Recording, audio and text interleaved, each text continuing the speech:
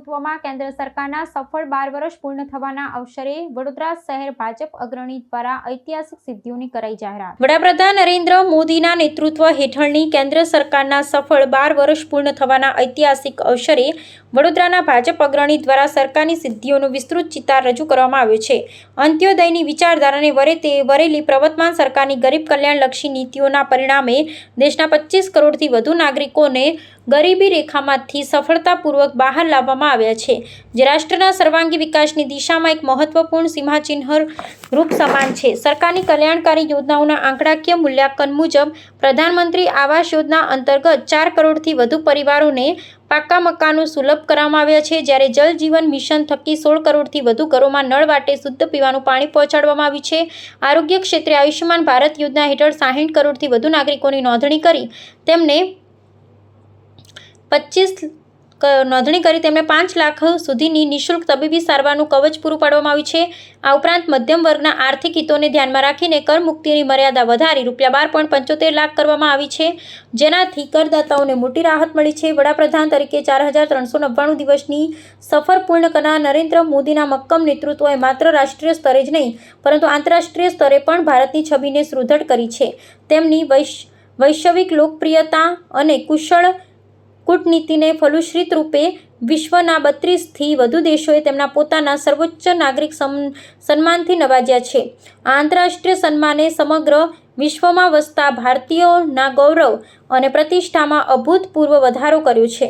મોદી સરકારના 12 વર્ષ વિકાસ, વિશ્વાસ અને જનકલ્યાણના જે પૂર્ણ થયા છે એ નિમિત્તે અનેક વાતો અને અનેક યોજનાઓ એની વિશેષ લોકો સુધી લાભો પહોંચે એની વ્યવસ્થિત સુઆયોજિત યોજના સરકાર દ્વારા પહોંચાડવામાં આવી, જેના કારણે લોકોનો વિશ્વાસ સરકાર ઉપર ઉત્તર વધી રહ્યો છે।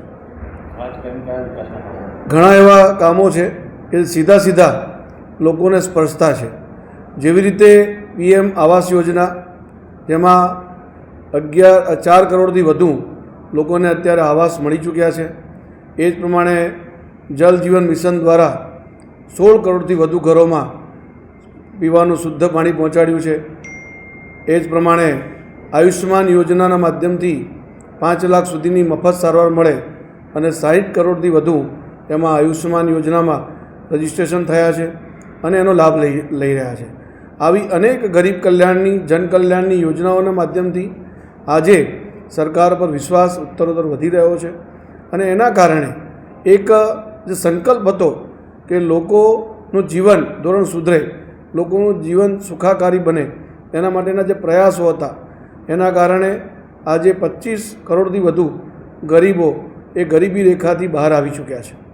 અને આવા અનેક કામો છે, એ જનધન યોજના હોય, PM સૂર્ય ઘર યોજના હોય, PM આવાસ યોજના હોય, આયુષ્યમાન યોજના હોય, વયવંદના યોજના હોય, આવી અનેક પ્રકારની જે યોજનાઓ છે એ અલ્ટિમેટ તો ભારતીય જનતા પાર્ટીનો જે ઉદ્દેશ છે, વિચારધારા છે, અંત્યોદયની વિચારધારા કે જે છેવાડાના માનવીનો ઉત્થાન થાય એના માટે સતત પ્રયત્નશીલ એવી મોદી સરકારના કારણે આ શક્ય બન્યું છે।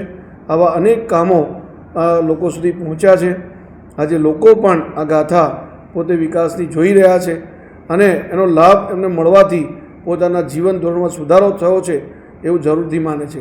એક સામાન્ય ઉદાહરણ આપણે લઈએ કે એક મધ્યમ વર્ગનો માણસ જે પહેલાં 2 લાખ સુધી ટેક્સ મુક્તિ હતી, આજે 12.75 લાખ સુધી ટેક્સ મુક્તિ થઈ છે, તો એની બચત પણ એના કારણે થઈ રહી છે, એનો લાભ મળી રહ્યો છે। આવા અનેક કામો મોદી સરકાર દ્વારા કરવામાં આવ્યા છે અને એના કારણે આજે દેશમાં નાગરિકો સુખાકારીનો અનુભવ કરી રહ્યા છે। મોદી સાહેબના આ 12 વર્ષ એક વિશેષ પણ છે। 10 જૂનના રોજ એમના 4399 દિવસ પૂર્ણ કરીને એક ઇલેક્ટેડ પ્રધાનમંત્રી તરીકે સૌથી વધુ પ્રધાનમંત્રી તરીકેનો રેકોર્ડ એમનો નામે બન્યો છે। વિશ્વના 32થી વધુ દેશોએ સર્વોચ્ચ નાગરિક સન્માનથી પણ મોદી સાહેબને સન્માન આપ્યું છે। મોદી સાહેબે આ સન્માન દેશના નાગરિકોનું સન્માન ગણાવ્યું છે, એટલે કે નાગરિકો આજે ગર્વથી પોતાનું માથું ઊંચું કરીને વિશ્વમાં પણ ક્યાંય પણ જાય તો ભારતીય તરીકે ઓળખાય એ પ્રકારની એક સરકારની જે નીતિઓ, સરકારના જે કામો, એના કારણે વિશ્વાસ લોકોનો વધ્યો છે જનકલ્યાણના કામો થયા છે, વિકાસના કામો થયા છે.